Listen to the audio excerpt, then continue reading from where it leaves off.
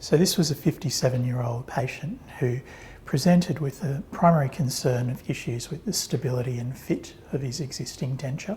He'd had all his teeth removed in July 2022 due to extensive periodontal disease, had a denture for the past 12 months and was frankly not satisfied with his ability to masticate and chew food, and also the impact it was having on his speech as well.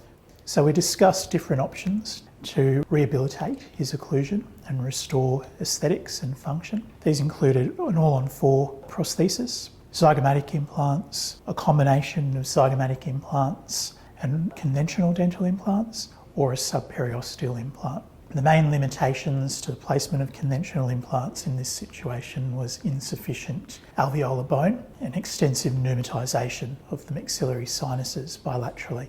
After discussion with the patient, we decided to place a maxillary subperiosteal implant, which is produced by Maxoniq in Melbourne. This is a very minimally invasive surgery as opposed to a conventional dental implant surgery. In terms of surgical time, it takes about 90 minutes to 2 hours. It negates the need for extensive bone grafting, sinus lifts, and multiple other procedures prior to the placement of the final prostheses. At the time of the surgery, the main surgical principles are adequate exposure of the maxilla.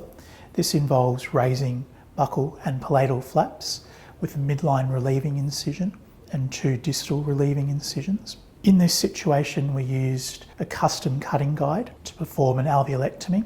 The purpose of this was to ensure, firstly, a nice, smooth, flat base for the prosthesis, but also in the long run to ensure ease of cleansability for the patient. We secure the cutting guide, which is made out of titanium, to the alveolus using 2 titanium screws. We use the W&H Piezomed to then perform the alveolectomy.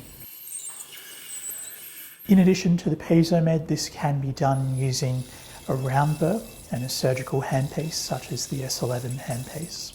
So after removing the alveolectomy guide, we then insert the patient-specific subperiosteal implant. This is secured primarily to the zygomatic-maxillary buttress and also the nasomaxillary buttress using 6 and 8 mm screw lengths. This can be achieved with the W&H straight S11 handpiece and also with the W&H W75 handpiece to the palatal aspect of the maxilla.